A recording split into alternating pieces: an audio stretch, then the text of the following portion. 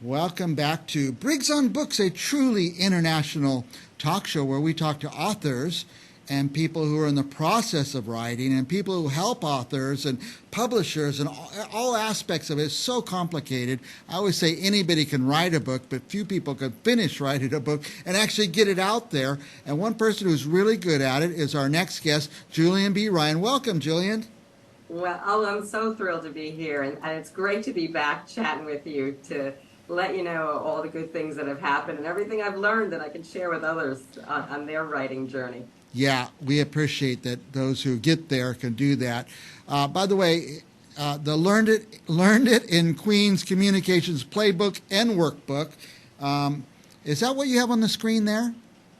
I have just the shortened version. There is a new book as of 2 weeks ago that includes a workbook. And then when you ask me the question why, I'll be happy to expand why the workbook. Well, I got a feeling I know why, because when we talked about it before and you said about a workbook, I said, wow, that's really awesome. Tell us about the whole thing. All right. The book started years ago when I was asked to give a speech, and I realized I had to figure out a way to reach an audience that was going to be 500 people, mostly men from all over the country, different backgrounds, and how could I connect with them? Mm-hmm. And when I found out that it was going to be that large a group of chief executives, I panicked. Because all I can think is they're going to see this short little woman while I hear my New York Queens accent, and they're going to say, who asked her to come? But that was the best moment I ever had, because what I decided to do is can only keep it authentic and show up as you are. That's right. And reach everybody and have some fun with the fact we get in trouble with our communications all the time. Yeah. So the speech was great. People invited me more than once. And then I thought, oh, easy peasy. I'm going to write a book because I had everything I need, a well-received speech. And that was like the Iliad was written faster than this book, because what works on the stage doesn't work in person. I mean, what worked on the stage doesn't work on the page, because you have to introduce yourself to your reader and include them in a new way. So while I got that out the door and started to work, and then COVID came, so that was interesting, and how we show up and explain ourselves to other people. But in the back of my mind was always, there should be something else with this, especially after we did all these Zooms. We're doing all these versions of how we're coming together. And you can read a book, and you go, well, that's nice, but what are you going to do about it? So the workbook was a little bit of reflection in a very humorous New York way about living through the Zoom festival with my husband during COVID, but also about breaking the book down to give you some questions that you can take some lessons. And I went through it myself. Friends have taken it, and it's about getting out of our own way and finding the good and finding some humor in what we do badly. And figuring out how we can fix it so we can show up a little differently. Because ironically, I know I want to tell you this book will fix everybody else. First, you got to fix yourself. You got to fix yourself. Yeah, I like you said, how to get out of your own way. By the way, you have a speaking engagement coming up in New York, I think. Can you tell us about that? Yes. This is an example of, at a certain point, you got to just give it a go. There is a wonderful organization called writersread.org, started by an Ed McMahon, not the one who used to be the host for Carson, but another gentleman who created this platform for writers, playwrights, etc., to create a piece around a theme, or write something they have, or read something they've already written that's around this theme. Now, it's going to seem a little ironic, but I wrote a humorous piece about growing up in Queens when I was 6 years old that I'm performing on Sunday. The theme of the event is That's Italian. Okay. But I am not Italian. I'm Polish-American and Lithuanian-American. My mother was born in France and immigrated. My husband's from Dublin, but I made the cut. And I'm going down to the City Winery on Sunday afternoon, and I'm going to be one of this great group of people and have some fun connecting with everybody and reading stories from different parts of our lives and having some fun with it. Wow. Now, for those watching this video, sometimes these videos, they run for months, but we're talking about Sunday, October 8th, 2023, and they could go down, where's the winery in Manhattan? City Winery. It's right on the river. It's really pretty. There's a great esplanade now, a walkway. But the other good thing is the podcast. It's also a podcast, so whatever I say that day will be recorded forever. So that's the other thing. They're going to be recording it too for their podcast series. If people might want to attend or find out more about that, is that on your website? Yes, it is. I had to think. See, I'm my own worst marketing. Yes, it is. It is on my website. By the way, we have This is what happens when you wear too many hats in your own life. You're like, did she do what she was supposed to do? Yes, she did. We have your website on the screen, jryanpartners.com. And also, Julie, tell us your Instagram address. Oh, good Lord. It's on the screen. I just can't see that. Yes. This is like a bad homework assignment. If you go to my website, you can click on coming events, and it's there with some of the things I'm I think it's JulieNEB.Ryan is the Instagram. So Julienne B, as in boy, Ryan is the Instagram. Julienne B. Ryan, right. I know it because you sent it to me. I copied it and pasted it on there so I couldn't get it wrong. Now, I want to ask you this before we go too far. You sent me a list of where your books are available. I'm going to put that on the YouTube when people watch it. They could go through and find some of those places. But just tell us, because it was fascinating. They're all over the world. They are. And they're in England, they're in Ireland, they're in Germany, they're in Denmark. They are overseas in Asia. And what I learned today from another colleague is a lot of the people buying books are buying the English language books. Nice. So if you are writing, your market's probably bigger than you originally thought. Yeah. So it's interesting to see. So I'm going to be responsible for teaching people a Queen's accent. Nice. And corrupting people who have probably had British instructors in all these great English classes, and I'm going to mess them up. But it'll be for a good cause. Well, I tell you, Julian, I ask almost every author, where can people buy your books? And they always go, but you sent me a list, and I appreciate that very much because we want to share that Barnes with & Noble's and Amazon. Yeah. That's all great. And Walmart. That's another American recognizable site. Now, can they go right to your website and purchase a book? It'll take a link to go. It's like 2 clicks away. Okay, so 2 clicks. So. If you can't find it, just go to the website. By the way, I went to Amazon today and visited your Amazon authors page, and it was quite impressive. So people could find you there and read up a little on you or go to your website. Tell me, I know you've been on a couple times, but let's just, for those just tuning in, who could use your book? Who should be buying that book? The person... I guess adults and professionals to start with, because everyone always says, what's your demographic?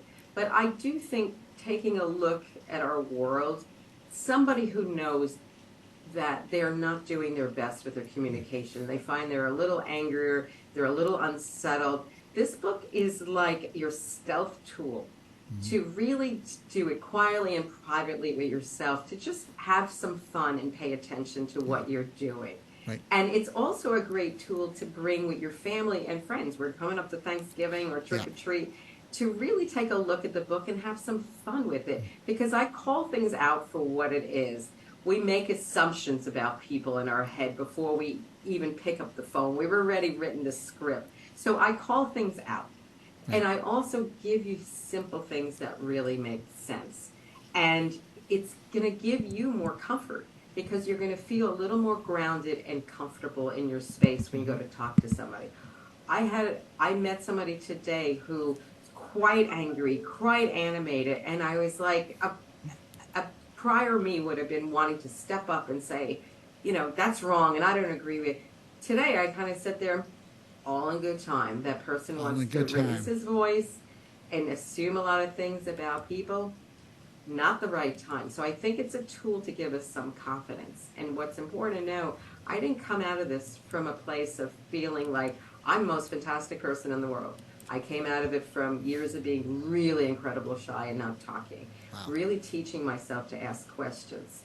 And simple things have made the difference in building trust and taking conflict down and building some good skills that we can use every day. And we have to practice every day, because every day is a new experience. Whether we're married to the person, you look at them like, seriously, is that how we're talking to each other? Yeah. Or if it's somebody at work.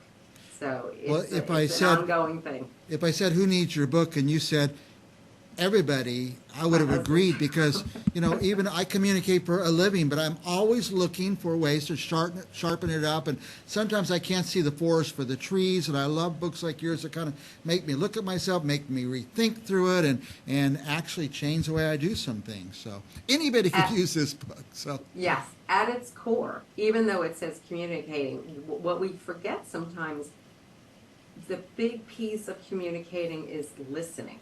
yeah. Taking a pause, taking a pivot. And I know that's the hardest thing when we love what you're saying and we get so excited, we're like, oh, I want to jump in, if we're getting upset or angry even. Yeah. So it's teaching about listening and kind of saying, this gets into my way. This really disrupts, it gets me in trouble. And maybe it's me, or maybe I need to give that person a chance. Because I think behind every angry person who stopped listening, there's a bit of pain. Mm-hmm. And paying attention, and sometimes the biggest gift we can be for somebody, and I do this in coaching when people have gone through really tough times, is being there, listening, not judging, just showing up where they are, and then you build from that. So if we all can do a little bit of that, every day a little bit, I think we could move the needle forward a bit. But I know with people that are not like ourselves, sometimes too, it would be a big stretch. I don't think that's our instinct, though, to stop and let the other person talk. So that's why sometimes you need a book like yours to wake you up. Yes, stop and let the other person talk sometimes. And it's hard. It's hard. I mean, I do a podcast with a colleague. It's the Leadership Stories by Narrative. And we talk about different ways of communicating in meetings or engagement, what has really energized people. And occasionally, because we're on a 3-way Zoom or maybe 4-way with their guests, I find myself piping up and I realize I have to own that I'm not taking my own advice. Yeah. But so it's not about being picture perfect. It's about the try and teaching others to practice with us and be listening. The listening is a beautiful gift. It really can change. I like books like yours because it makes you think about things just like that. That's what's important. And the idea, now there's a workbook that helps you work through that and examples and makes you think and stuff. Yes, and there's quotes in the back. There's a whole, the thing, I learned more about my own borough where I grew up writing this book and afterwards, and I found a lot more links for everybody. I also found a lot of quotes of people who came from Queens that are in entertainment and politics and people I didn't know had lived there for a while, and it's pretty awesome from different generations. It's fun. It's fun. It is, I call it doing story tourism. You go back and visit things and you see a new part of yourself sometimes and see things in a fresh way. Now, we talked about this before we came on the air, but I just want to talk about it for our viewers. You came from Queens. Yes. Did you get very far? Aren't you still right in there somewhere? Did I get over the bridge? Born in Brooklyn for a minute. Yeah. Then my family moved to Queens, and I stayed there a good chunk of my life. Then I lived in the Bronx for a couple of years. Yes, that is a place people live and have very great neighborhoods. It's not known what TV had put it up to be. A smidgen in Manhattan, but never in Staten Island. Okay. But I do live in Westchester. It's a commuter county right north of it, but it's still Metro New York. You're still within sight line of the city and et cetera, too. Yeah. So Queens is everywhere. Yes. I just want to propose that, Christmas time and holidays and periods where we're giving a lot of gifts and we just take these things we find are inane things. Why not give this book? I just feel like it'd be a very positive gift and that anybody could use it. Yes. It'll save you time with lawyers, doctors. Cut down on the need for Advil or whatever your headache proof of choice is. Yeah. It would really, really help and have some fun. And for the next generation to just joke about things. Because there's a lot of things I talk about that you can start a really good conversation at the table. Yeah. I'm sure you've been at dinners, it doesn't have to be your relatives or families, where you're like, you could time it. We're good, we're going into the danger zone. We need to do something else to break it up. And I do offer some suggestions of something positive to find some good that will show the good sides and re-energize everybody. That's good. So re-energize the whole conversation. Experience. So that might be good. I'm going to take the book to Thanksgiving this year. Thank you. um, Thank you. Get the new one. Make them do notes when other Do people notes. are doing dishes. It could be a fun game, kind of an activity thing. That would be good. I know. This is great. I'm I- gonna take that and do that. Anytime I could get everybody to shut off the television on a holiday and let's do an activity, and it's fun. And nobody regrets doing that after. So this will be a good one. So. I know. That's so good. Any I'm always excited here. So yes. Any last thoughts for our viewers? Create moments for life. What you're advocating, just for saying come to dinner, but what you're doing on the screen or you're doing it in person, take time to listen and just show up for each other. Have those side-by-side conversations and really delve down and find something new about each other you didn't know. I don't care if you know each other for 20-something years. There's always something to learn and discover and appreciate. And you're going to learn fun things in the meantime. I know we're way past time, but I could talk to you forever, Julienne. Let me ask you this, popped in my head. I have a weekly Sunday sit down with my parents and family, and there's one person who never talks. And I always say, well, what should you do? I know what I've been doing, but... There are some exercises. I think talking, like I've used simple things that connect everything in common. Sometimes it's talking about a simple food that's their favorite food, whether they've made it or someone introduced it to them, and what memories came about. Mm-hmm. That's a nice icebreaker. Yeah. There could be a favorite memory of somebody who was kind, maybe if they had a positive experience about their grandparents or somebody from the past, but something neutral that really would cite some conversation. I think maybe they're working on something, and you can, if they're very shy and they're an introvert and they don't like to be on site, maybe one-to-one, like what crafts are you working on, what hobbies, and they can maybe explain it to other people what they've done. And the rule is, though, no interruptions. You say positive things. You got to set the guidelines. You give feedback. I would have loved to hear more of. This really stuck to my mind. When you described what you did in that situation, resilience came to mind, creativity. So set the guidelines, because if you set somebody up for sharing, you got to also make sure that they're protected and respected. And that's something I do a lot. I do all the time in my workshops and sessions. Would you say that the framework? That one person who isn't getting to be in on the conversation or afraid to jump in, do you think they probably want to say something? They have something to say? They have something to say usually, or they're thinking about it, or maybe the comment they want to make is afterwards in a private one-to-one. Yeah. Okay.